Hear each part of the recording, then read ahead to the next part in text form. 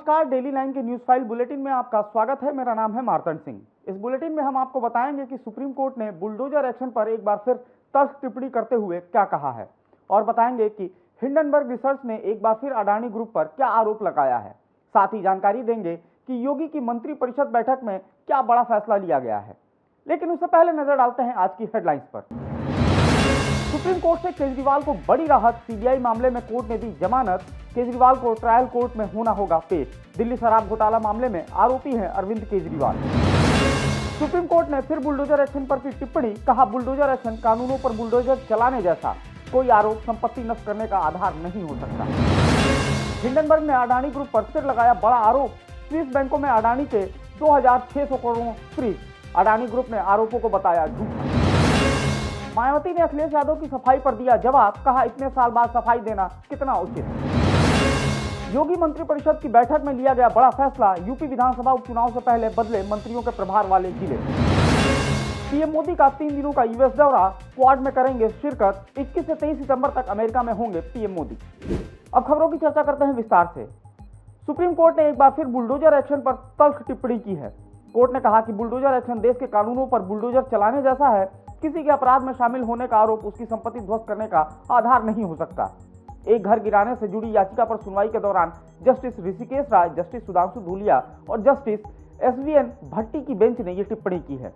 Court ने कहा कि किसी व्यक्ति ने अपराध किया है तो उसके पूरे परिवार कानूनी तरीके से बनाए उसके घर पर एक्शन नहीं ले सकते हैं। सितंबर में यह दूसरी बार है जब एससी ने बुलडोजर एक्शन पर नाराजगी जाहिर की है।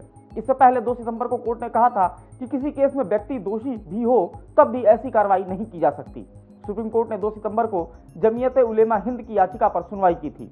जमीयत उलेमा हिंद ने आरोप लगाया था कि बीजेपी शासित राज्यों में मुसलमानों को निशाना बनाया जा रहा है और बुलडोजर एक्शन किया जा रहा है।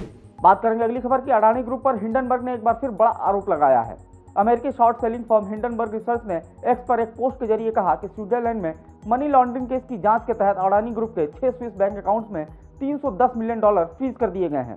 रिपोर्ट में यह भी कहा गया है कि स्विस क्रिमिनल कोड के नए रिकॉर्ड के मुताबिक प्रोसिक्यूटर्स ने बताया है कि कैसे अडानी ग्रुप से जुड़े एक शख्स ने बिना पहचान उजागर किए वीवीआई, मॉरिशस और बारमूडा फंडों में इन्वेस्ट किया। इस मामले में देर रात अडानी ग्रुप ने सफाई दी है। ग्रुप ने सभी आरोपों को झूठा बताया है, साथ ही कहा कि ये सब उनकी मार्केट वैल्यू गिराने के लिए किया जा रहा है। अडानी ग्रुप ने एक ब्लॉग में कहा कि अडानी ग्रुप का किसी भी स्विस अदालती कार्रवाई से कोई संबंध ही नहीं है, न ही हमारी कंपनी का कोई अकाउंट जब्त किया गया है। हमें यह कहने में कोई संकोच नहीं है कि सब हमारी प्रतिष्ठा और मार्केट वैल्यू को नुकसान पहुंचाने के लिए काम करने वाली की एक और कोशिश है। बढ़ेंगे अगली खबर की तरफ। 2019 में बीएसपी और समाजवादी पार्टी के बीच लोकसभा चुनाव के दौरान हुए गठबंधन को लेकर अब फिर से सियासत शुरू हो गई है।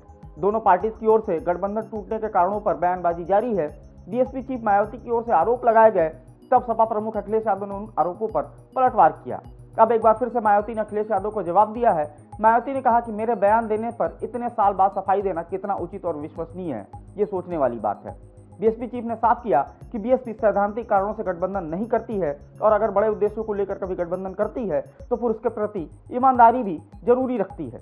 सपा के साथ हुए सन 1993 और 2019 में गठबंधन को निभाने की भरपूर कोशिश की गई, लेकिन बहुजन समाज का हित और आत्मसम्मान सर्वोपरि है। बढ़ेंगे अगली खबर की तरफ। उत्तर प्रदेश के मुख्यमंत्री योगी आदित्यनाथ ने अपने आवास पर मंत्रिपरिषद की बैठक की। इस दौरान मुख्यमंत्री ने मंत्रियों के कामकाज की समीक्षा की और मंत्रियों के प्रभार वाले जिले भी बदल दिए।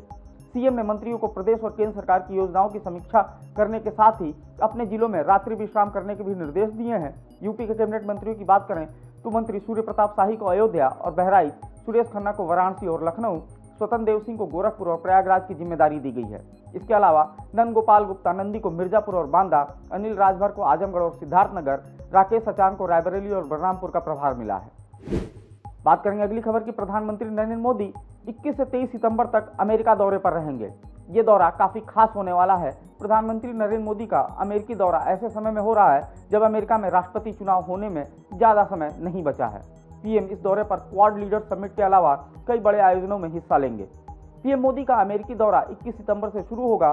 वे 21 सितंबर को डेलवेयर के विलिंगटन में चौथे क्वाड लीडर समिट में शिरकत करेंगे। इसके साथ 22 सितंबर को वे न्यू जर्सी में भारतीय समुदाय से जुड़े कार्यक्रम में हिस्सा लेंगे और दौरे के आखिरी दिन यानी 23 सितंबर को संयुक्त राष्ट्र के समिट ऑफ द फ्यूचर में शामिल होंगे। बात करते हैं अगली खबर की। आरजीकर अस्पताल रेप केस के खिलाफ हड़ताल पर बैठे जूनियर डॉक्टर्स के साथ ममता बनर्जी की बैठक फेल हो गई है। ममता बनर्जी 2 घंटे तक इंतजार करती रहीं, लेकिन डॉक्टर बैठक में नहीं पहुंचे। डॉक्टरों ने ये मीटिंग फेल होने के पीछे राज्य प्रशासन को जिम्मेदार ठहराया है। राज्य सरकार की ओर से कहा गया था कि बैठक का सीधा प्रसारण करने की अनुमति नहीं दी जाएगी। इसी को लेकर जूनियर डॉक्टरों ने बातचीत से इनकार कर दिया था। इस मीटिंग के फेल होने पर सीएम ममता ने कहा कि हम डॉक्टरों को काम पर वापस नहीं ला सके, इसके लिए हाथ जोड़कर राज्य की जनता से माफी मांगते हैं। इस दौरान ममता ने यह भी कहा कि वे इस्तीफा देने के लिए भी तैयार हैं। दूसरी ओर बंगाल के राज्यपाल आनंद बोस ने कहा है कि संवैधानिक प्रावधानों का उल्लंघन करने के लिए मैं बंगाल की मुख्यमंत्री ममता बनर्जी के खिलाफ कदम उठाऊंगा। बात करेंगे अगली खबर की। प्रधानमंत्री नरेंद्र मोदी ने पेरिस पैरा ओलंपिक खेलों में इतिहास रचने वाले पैरा एथलीटों से मुलाकात की। मामले का वीडियो सोशल मीडिया पर खूब वायरल हो रहा है। खेल मंत्रालय ने यह वीडियो शेयर किया है। पीएम मोदी पैरा एथलीट से इस वीडियो में हंसी मजाक करते हुए नजर आ रहे हैं। पीएम ने इतिहास रचने वाले एथलीट्स और उनके कोच की जमकर तारीफ की। पेरिस पैरा ओलंपिक में भारतीय एथलीट्स ने रिकॉर्ड 29 पदक भारत की झोली में डाले हैं। इस दौरान पीएम मोदी के साथ खेल मंत्री मनसुख मांडविया और भारतीय पैरा ओलंपिक समिति यानी पीसीआई के अध्यक्ष देवेंद्र झाझरिया भी नजर आए। डेली लाइन की न्यूज़ फाइल बुलेटिन में फिलहाल इतना ही। आप फॉलो करते रहें हमारे डिजिटल प्लेटफॉर्म डेली लाइन को।